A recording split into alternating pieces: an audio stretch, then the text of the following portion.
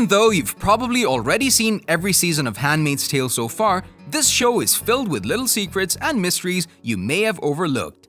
A lot of things happen on set that may never have made it into the final episodes. Let's take a look. Before we get started, be sure to hit that like button and ring the notification bell for more videos. Everything is based on history.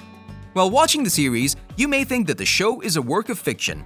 And it is, sort of. In reality, Margaret Atwood, the writer of the original Handmaid's Tale novels, says that every scene from the books comes from a real-life situation.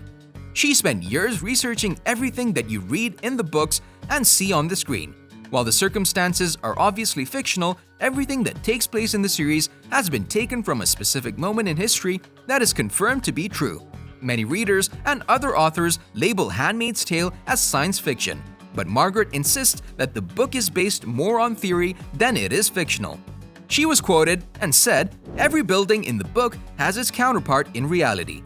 So what does this mean for the series? According to Margaret, all of the awful murders and crimes, including the hangings, stonings, and other inhumane punishments, were taken directly from history. She also says that the laws regarding the women of Gilead came directly from a research at the Thomas Fisher Rare Book Library, located at the University of Toronto. In other words, although Margaret's books will be lumped into the fictional category at your local bookstore, they could more likely be described as a compilation of history. She took these moments from various points throughout history and simply built an overarching story to connect them together. Joseph Fiennes refused to do a scene. Handmaid's Tale is no stranger to some pretty awful scenes.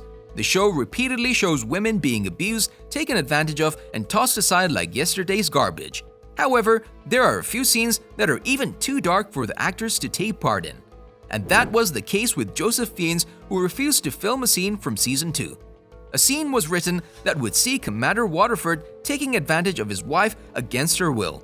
This was supposed to be one of the most gruesome scenes of the season and would have shown just how little he thought of his wife and her emotions. However, Joseph felt that this scene was far too graphic and was completely out of character for Waterford. And that is saying a lot. This man has a personality of a brick wall and doesn't care in the slightest about other people or their feelings or desires. Though Joseph said he would not film the scene because, in the past, Commander Waterford always had a reason for doing things he did. Although the commander was a relentless man with no respect for anyone else, he always had a motive and something that kept him pushing forward with his awful crimes against humanity. For Joseph, he said that this scene simply didn't fit into the season and added nothing to the story aside from violence. Whatever he said to the writers and directors seems to have made a big difference because they agreed to cut the scene out and continue on with the season. This was a bold move by Joseph, and it's amazing to see how far he's willing to go to protect the integrity of the series. Gilead is based on the Bible. This may not be news to some of you, but one of the themes that are constantly being revisited behind the scenes is the aspect of Gilead and how it represents a town from biblical history. Moments like this and small Easter eggs from the Bible and other moments of history are scattered all throughout the series. And that's true here as well. The term Gilead is known in the Bible as the Republic of Gilead, though in Handmaid's Tale, we obviously know Gilead as being the remnants of the United States. In history, Gilead was filled with segregation and other forms of immorality, typically of a sexual nature. Because of this, the author decided it would be the perfect name for this godforsaken city that is filled with so much sin and atrocity that the devil himself would have turned his back. In the book of Hosea, taken directly from the Bible, Gilead is described as the city of those who work in equity. It is stained with blood. It's safe to say this was the perfect name to give to the city of Handmaid's Tale. The original characters were not diverse. One of the most interesting changes that the directors and writers made behind the scenes are the inclusion of black and gay members of society. In the original novel, all of the black members of the United States were sent away to Western civilization. In essence, this would have completely eliminated them from the series and removed them from history, as far as Gilead goes. This would have been perfect for the people of Gilead and truly helped explain just how much they relied on their beliefs in segregation and dividing people by their gender, the color of their skin, or sexual orientation. Similarly, gay members of society were also shunned, though the book never goes into detail about what would have happened to them. However, the showrunners had a much different idea for the series and they wanted to bring it into the modern era of television. Because of this, they had to make some interesting decisions behind the scenes that changed the story at its core.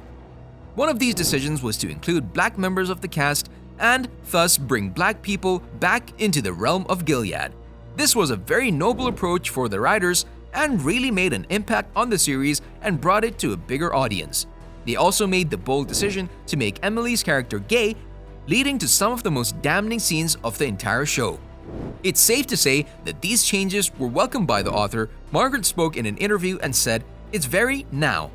In the series, she, number 1, is gay, number 2, she has a wife." You couldn't have said that in 1985. It wouldn't have made any sense. People weren't talking that way, but they are now, so that makes sense. The grocery store was hard to recreate. The set designers have spoken a lot about how difficult it is to create an environment on television that truly transports the viewer to a specific moment in time. Oftentimes, it can be almost impossible to create a scene like this that really draws the viewers in and makes them feel like they are in a new world. This is particularly difficult for outdoor scenes, but the showrunners said that one of the most difficult set pieces they ever had to build was the grocery store that is prevalent throughout the series. One of the main plot points for Handmaid's Tale is that women are prevented from ever learning how to read and write. That means they rely solely on pictures to understand the world around them. This means that the designers needed to recreate the labels for every product in the store using nothing but pictures. It gives the whole grocery store a very sterile feel, and many of the cast members said that walking through the aisles felt super creepy. I have to admit, this is definitely a grocery store I would not want to visit. The author made a cameo. Margaret Atwood is no stranger to the many adaptations her novel has seen over the years. Her novel was originally super taboo, but still, many schools began to incorporate it into their curriculum and have students read it year after year. The book deals with the rising issues of inequality in America as well as the uprising of women in American culture. The Hulu adaptation does a great job bringing this to life, but it would also mark the very first time Margaret ever appeared in a Hollywood rendition of her book. She made a cameo appearance in the first episode of the first season, taking on the role of an aunt who slapped Offred in a shaming circle. Thanks for watching. Be sure to hit that like button and ring the notification bell for more videos.